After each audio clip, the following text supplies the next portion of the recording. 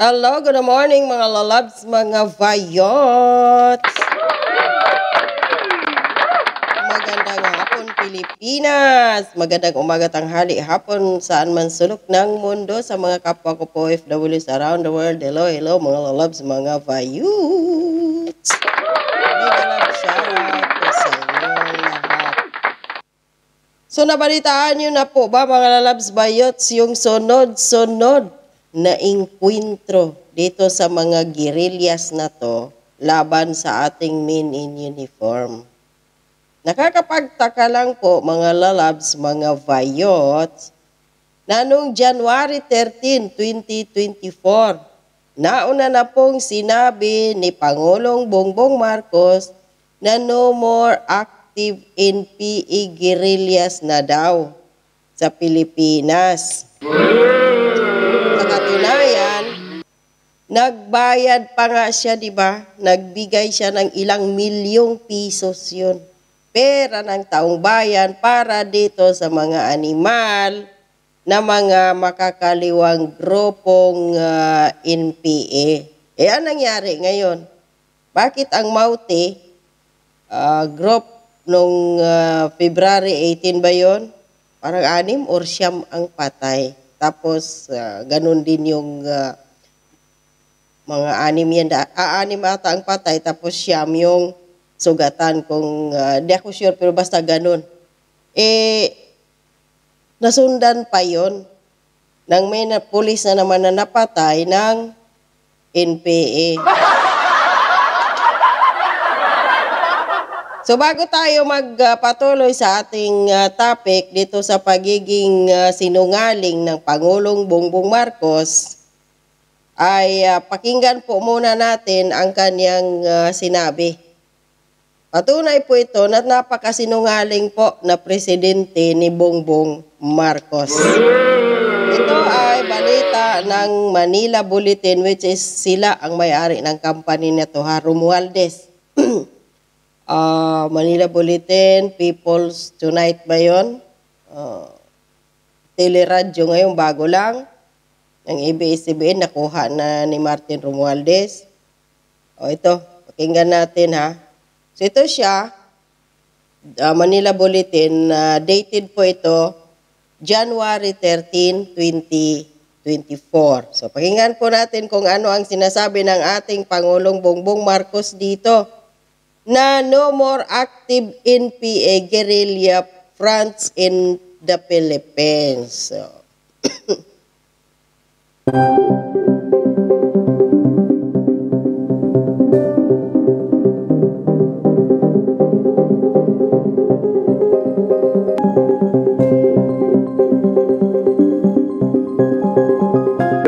maaari na nating mai-report na wala nang active NPA guerrilla front as of December of 2023. Kaya patuloy natin ipaglalaban ito at maganda naman ang performance ng ating AFP, maganda naman ang performance ng ating mga pulis at magandang koordinasyon ng SND, ng Department of National Defense, lahat ng ating mga intelligence agencies ay silang nagtutulungan, kaya naman naging matagumpay itong ating kampanya kontra sa internal terrorism. So at para hindi talaga tayo ma-fake news, ito pa, may follow-upan pa natin ng pangalawa no, dito sa PTV4, no, na ano to, government television. No? Ang PTV, balita ngayon, ibinida ni Pangulong Ferdinand R. Marcos Jr. na wala ng aktibong NPA front sa bansa base sa datos noong huling buwan ng nakaraang taon. Sa isang newsreel na inilabas sa kanyang official Facebook page, sinabi ng Pangulo na noong 2023, halos 1,400 miyembro ng communist at local terrorist groups ang na-neutralize na ng pamahalaan. Mahigit 1,700 armas naman ang kanilang nakuha mula sa nahuhuling mga rebelde, mga naiiwan na gamit sa pinangyarihan ng engkwentro o mula sa mga kusang sumusuko. Kaya naman itong Disyembre, idineklara ang zero active NPA guerrilla fronts. Pinuri naman ni President Marcos ang mga sundalo, pulis at iba't ibang ahensya dahil sa kanilang pagpupursige. Maganda naman ang performance ng ating AFP. Isa po yun na patunay mga lalabs ha, follow up yun, na talagang sinabi ni Pangulong Bongbong Marcos na zero na no, na active guerrillas. Ngayon, punta tayo dito sa issue ng nitong February lang, 2024, na kung saan ay maraming namatay na mga scout ranger pa na nakaengkwentro po ng mga Maoti group. So ayon dito sa brigada, kahapon, ano ba pizza to? Ano itong isang araw? Polis patay sa engkwentro sa NPA sa Bohol. Ito siya, oh. Sandali, pakita kong picture ng namatay na polis na to.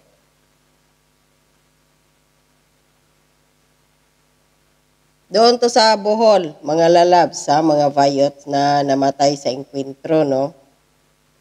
Balita po ito ng Brigada News, ha? Susapi pa dito, si Arevalo ang notorious leader ng komunistang, sandali. Pulis patay sa engkwentro sa NPA sa Bohol, kinumpirma ng Visayas Command na kabilang sa na-neutralized ng mga otoridad sa Joint Enhanced Military Operation kaninang umaga ang top leader ng New People's Army sa Bohol, si Domingo Jaspi Kumpok aka Silong, ang sekretary ng nabuwag na Bohol Party Committee ay kabilang sa 5 terorista na nasawi sa Joint Enhanced Military Police Operation. Ng 471 B at ng Bohol Police Provincial Office. Sa naturang operasyon na recover din ng mga tropa ang 6 na armas ng kalaban kabilang ang isang M653 assault rifle, isang R4 assault rifle, isang M16 rifle at 3 kalibre 45 pistola. Ayon kay Visayas Command Commander Lieutenant General Benedict ano ba pangalan nito? Arevalo. So, PBBM, ano to? Tapusin natin ang ating binabasa. Ang notorious leader komunistang si Kumpok ay may patong sa ulo 2.6 million pesos at wanted sa iba't ibang kaso kabilang ang rebellion, homicide, attempted homicide, multiple murder, frustrated murder at robbery. So saan dito yung mga sinisigaw ng mga makakaliwang grupong CPP na ang kanilang layunin ay protektahan ang mga lalo na pobre sa mga kanayunan, kabundukan, yun pang number 1 nilang biktima Ayon kay Lieutenant General Arevalo, ang tagumpay na operasyon ay nagsisilbing mensahe sa mga nagtatagong teroristang komunista na hindi titigil ang militar na habulin ang mga ito. Samantala, isang pulis naman ang patay at isang pulis din ang sugatan. So, balita yan ng Brigada News. Now, doon sa naunang sinabi ni Pangulong Bongbong Marcos, nawala ng mga NPA guerrillas ang mananalasa daw, di ba? Yun ang inuna natin. So ano to? Anong kagaguhan itong mga pinagsasabi ng ating Pangulong Bongbong Marcos kasinungalingan sa taong bayan? Binubudol talaga ng Pangulong Bongbong Marcos ang taong bayan. Wala na daw mga NPA guerrillas ang nananalasa. Tapos ngayon, sunod-sunod yung patay sa mga men in uniform. sunod-sunod din yung pananalasa ng mga guerrillas sa Mindanao, no? So ano to? Bodol na naman si Pangulong Bongbong Marcos. Hindi talaga mapagkakatiwalaan itong mga tao na nasa likod ni Pangulong Bongbong Marcos na siyang nagpi-feed ng mga information or false information sa Presidente Bongbong Marcos na siya din kanyang pinapaniwalaan. Imposible po na sa administrasyon ni Pangulong Bongbong Marcos ay magkakaroon na ng kapayapaan sa Pilipinas. Tandaan po natin, nag-ugat ang pakikibaka ng mga makakaliwang grupong ito sa panahon pa ng hindi lang kay Marcos Sr., sa panahon pa ng mga bayani dati. Marami na sa laban naman iyon doon sa mga Kastila na sumakop sa Pilipinas. Pero yung bumuo ng grupo sila si Juma Sison, si Ninoy Aquino, kung sino pa yung kanyang mga Poncio Pilatong kasama, noon yung panahon ni Marcos Sr. At sa tingin niyo, matatapos ang problema pag upo ni Marcos Jr.?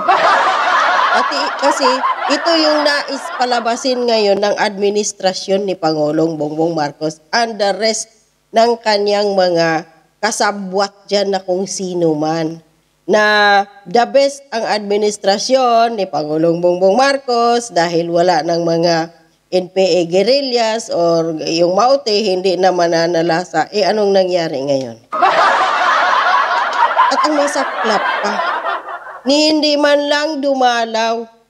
Nagsinungaling na nga nung una si Pangulong Bongbong Marcos na wala ng mga guerrillas dyan na mga kakaliwang grupo ang nananalasa kasi nga nagbayad yun ng ilang daang milyon o ilang milyon yung binayad. So ngayon, hindi pa niya dinalaw talaga yung 6 na patay na sundalo, na scout ranger pa yon doon sa inkwentro ng Maute sa Lanao. Tapos yung mga sugatan, hindi din niya dinalaw. Niwala nga siyang yung statement niya, huli na. Si VP Sara ang nauna doon, pumunta, dumalaw, nakiramay doon sa mga namatay at pumunta doon sa mga sugatan. Si Pangulong Bongbong Marcos wala. Busy doon sa concert na itinapat nila. Nag-concert yung Goldenberg dyan, di ba, sa Malacanang noong February 25 na EDSA.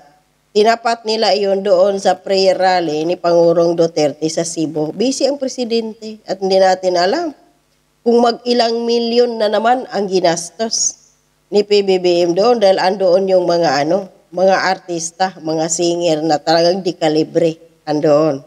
Kaninong pera ba ang ginastos noon sa atin? Pero doon sa mga sundalong namatay, wala. No show ang presidente. At dito ka magtaka, walang nagha-hashtag na nasaan ang Pangulo. Di po ba? O so ngayon, maniniwala pa ba kayo dito sa budol na presidenteng Bongbong Marcos na to? Ang kanyang mga sinasabi, taliwas sa mga kanyang mga ginagawa. Kaya hindi tayo magtaka. Kung ngiwi siya, talagang ngiwi. Hanggang dito na lang. Maraming salamat. Stay safe po. God bless and bye-bye.